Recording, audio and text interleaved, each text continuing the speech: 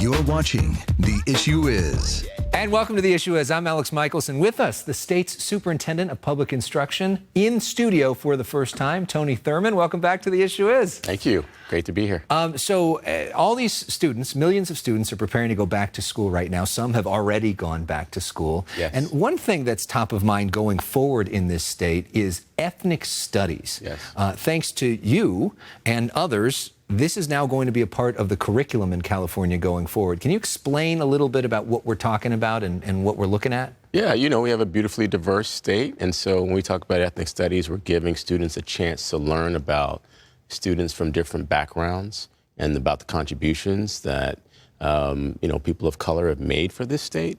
And it actually is something that helps students to do better academically and socially. And so it's a great movement. By 2030, we have a graduation requirement that every high school will provide a course in ethnic studies. And we're in the process of showing school districts how to build out an ethnic studies curriculum. So it's a great time. Are we ready for that? Are teachers prepared for that? I think there's a lot of getting ready that we need to do. One, most people don't know what ethnic studies is, right? When we're saying that, there's really four groups that people are talking about. And it's history about African Americans, Latinos, Native Americans, and Asian American and Pacific Islanders. We do have rich history about these groups, but not everyone is qualified or skilled or has the lived experience to teach about that. Mm-hmm. And so we're building out curricula. The state has an example on how to build a curricula. We provide training. We just did a training recently for some 400 people who want to be able to train.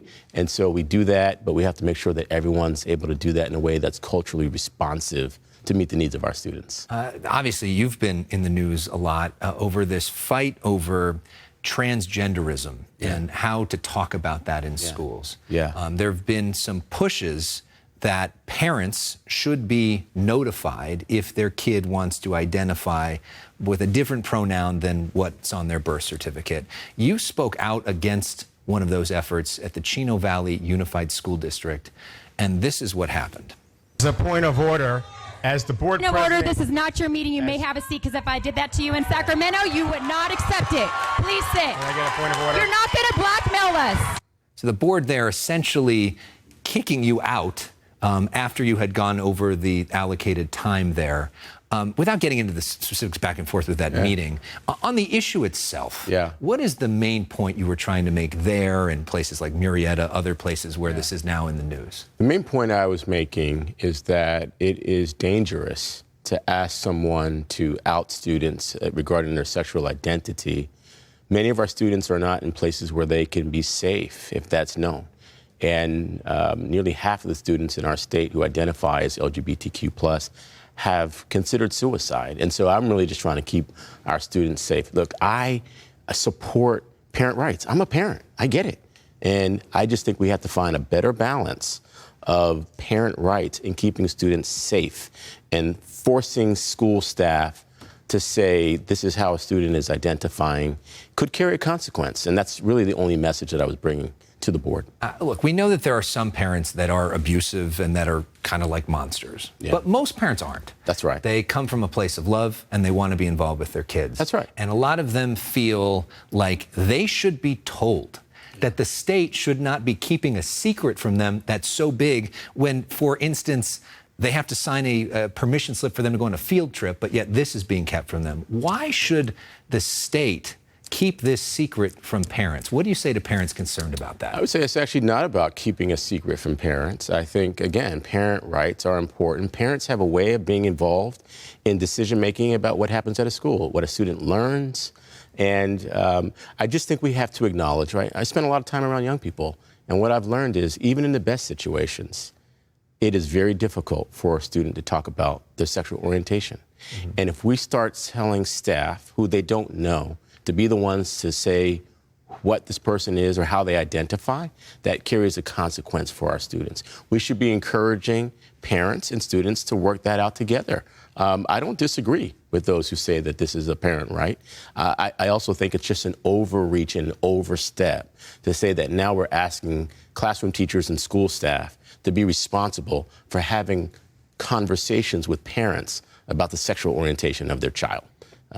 And so now we're looking at, the Attorney General has mentioned the concept of potential lawsuits against some of these districts that are trying to force this. What's the status of that, and do you think that they're committing civil rights violations? I think there's a pretty clear body of law that says that students, like other Californians, have a right to some privacy. I think this has been debated in different courts and at different levels, but I think that there are issues at play here, and I do believe that these actions may very well fall outside of our laws and our traditions as it relates to privacy. So your point would be that the student's right to privacy is more important than the parent's right to know? I wouldn't equate it that way. I think we can find a better balance. And I've taken this issue up with a number of parents. I've appointed a statewide parent advisory council, and I've asked the parents to work with me to think through how do we balance parents' rights with also keeping students safe. They don't have to be at odds with each other. And the examples that we're seeing of school board members that are jeering kids and threatening kids on social media is not the way to go. We should be showing a way to have discussion with civility, and if we have to disagree, we can agree without being disagreeable to each other. You know, the Inland Empire has been making national news on a lot of fronts when it comes to education. Another place is Temecula, where there's been a fight over the books that they are going to be taught there. And we hear the governor say all the time, localism is determinative. Why isn't that true here? Why shouldn't the school district be able to pick the books and not have the state basically mandate stuff? Well, you know, I'm a former school board member, and I believe in local control, but local control does not extend to being able to make someone unsafe. And I've spent time with students in Temecula Valley. They feel unsafe, they feel threatened, they feel bullied. And so I have a bill that says if you ban a book, especially if you're trying to discriminate against our students, that says you're going to pay a fine. And that fine is to mitigate the impacts that you're having on our students. I know for a fact from spending time with students in Temecula Valley, there are impacts that they're feeling when their school board says we're not going to have conversations if it refers to someone who is LGBTQ+. Students of color have said they feel targeted and threatened because the board has banned critical race theory. This is a district that we don't even teach critical race theory in California. These are political constructs that people are using to wedge and bring wedge issues against Californians. And in the process, they're running over kids and hurting them.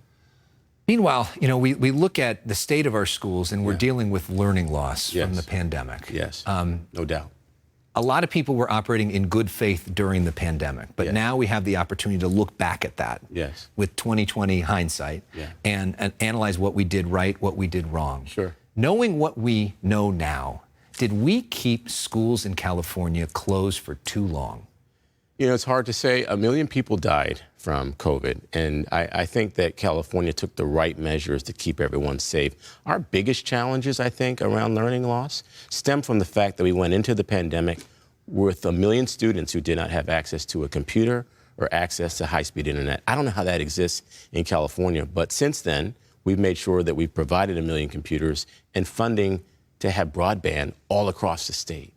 But we know that California kept schools closed longer than other states that did not have catastrophic health outcomes by bringing students back.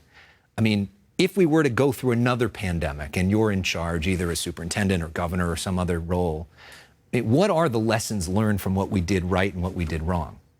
Well, pandemic is a worldwide epidemic that most of us have never been through. This is probably the hardest moment that any of us are going to go through in our lifetime. And I think everyone was working hard to get our schools open. It's a big, complex state. We have 1,000 school districts. They each have their own school boards making decisions. And so we have to always work hard to get communication across. And I would just say that coming out of the pandemic, you'll see California spending more to have universal meals and preschool for all of our students. It will take years for some of our students to recover, but there are ways to support their academic achievement and their mental health and social needs. And so we have to keep working together and focus more on solutions rather than on blame. It's sad. The reality is, even with the time that California schools may have taken longer than other states to open, all across the nation, students experience learning loss. The number one thing we can do to help our students is the work that I'm leading right now to recruit 10,000 counselors to address the mental health needs of our students who experience depression and anxiety. And we can do more tutoring and more literacy programs to make sure our students bounce back and they're ready for the jobs of tomorrow. Oh, you know, there's some parents who would say some of that might not have been as necessary if we didn't keep schools closed for as long as we did. But mental health is an issue regardless, and is important to do that as well. Well, the reality is we are social people, and regardless of what was going on in schools all across the world, we were forced to shut things down. That goes against who we are as people, and that creates an impact. And not only students are experiencing depression and anxiety, but we're seeing that across adults. And so we have to learn from the pandemic. We have to accelerate learning for our kids. We have to give them counselors and make sure that they get access to technology and training so they're ready for the jobs of tomorrow, and I believe that they will be. All right, well, coming up next, we want to have a little bit of fun. We want to get to know the superintendent a little bit better. You've got an incredible backstory that I think a lot of people don't know. So we're interested to tell it. And as we go to break, we like to play music. So we're going to break with some music that I think is fitting for back to school from the Jackson 5. Little ABC? Take it away.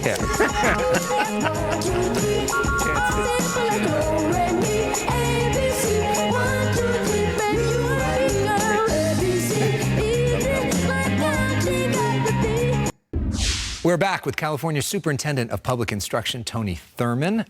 Thanks so much for being here again. For a lot of people that may not know that much about you and your background, I think you got an incredible sort of life story. Talk to us about the beginning and a little bit about, you know, how you got to where you are. Sure, yeah.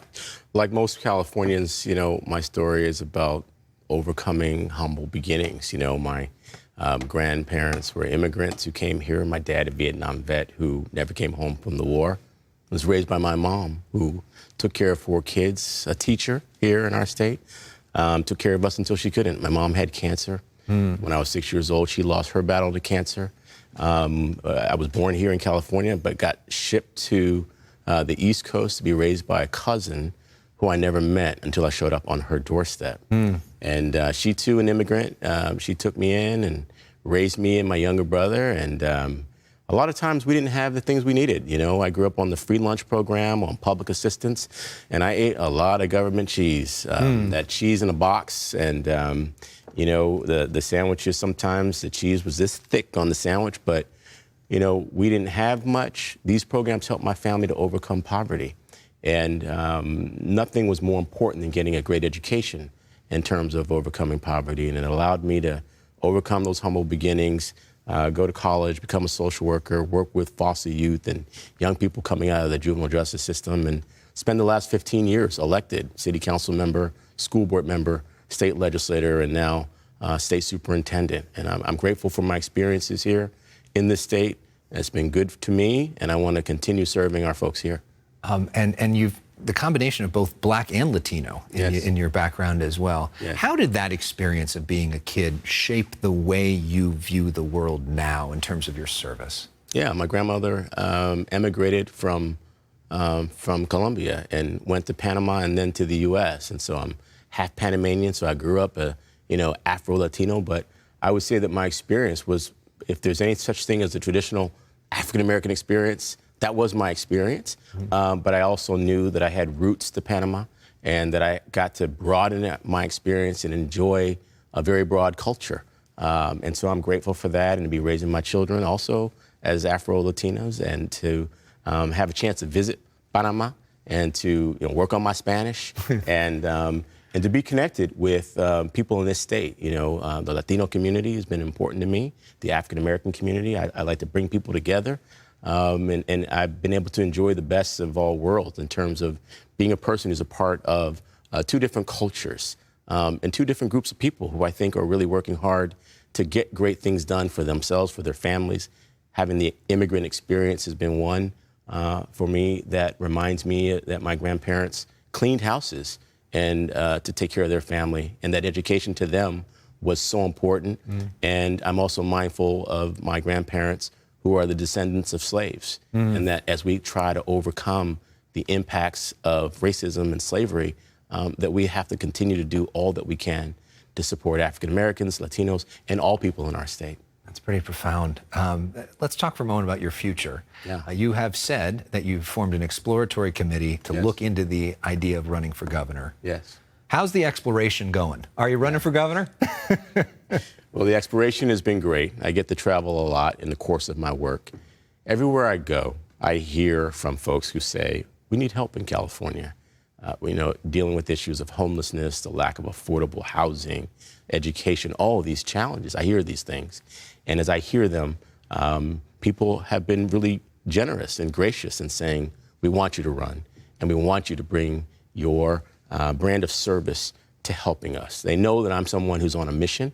And for me, as someone who will term out of this office in a few years, I'm mindful that my number one job is to do a good job of what I'm doing right now. And right now we're working to bring preschool to every 4-year-old, universal meals to every hungry student, making sure that our students learn to read by 3rd grade and that they get computer science training so they're ready for the future.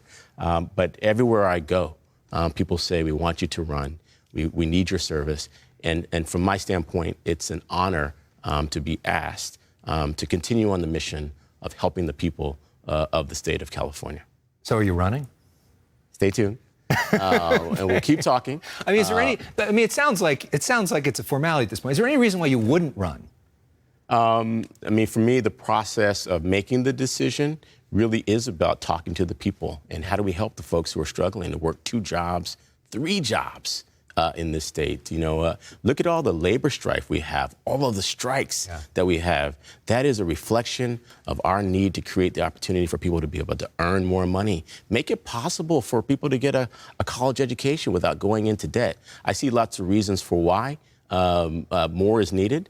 And I'm someone who's mission-driven and has always been a problem solver and looking for ways to help improve the community. And so we'll continue to explore that. But I see places where I think we all need some help and where I'd like to be helpful to the people of the state. Well, I'm not a betting man, but if I was a betting man based on what you said, I would put a lot of money on the fact that it sounds like you're running. But okay, we'll see. If you ever want to make the announcement, feel free to come back and do it right here. We'll make you the first to know. Yeah, there we go. But let's get to know you because it sounds like you're running. So we really need to know more about you and your background.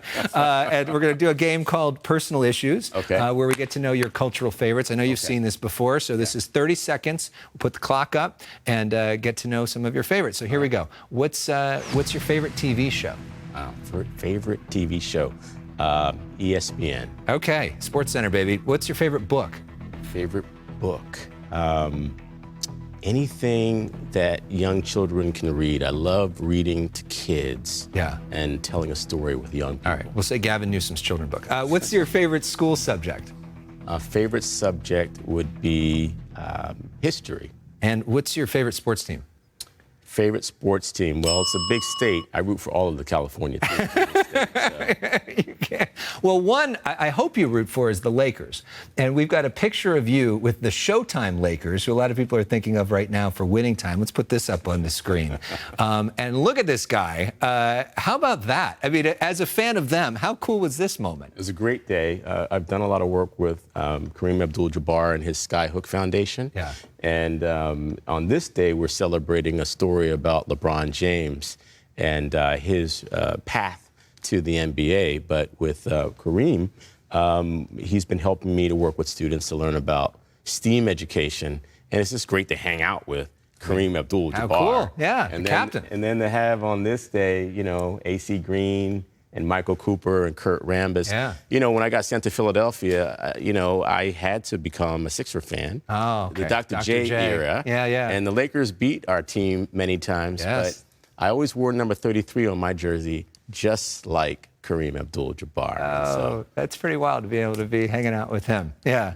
Good for you. Well, I didn't ask you your favorite song, but I heard through the grapevine that one of your favorite songs is Curtis Mayfield's Move On Up, which is such a good song. Why do you like it so much? It's got a great message about staying in there and working hard for the community.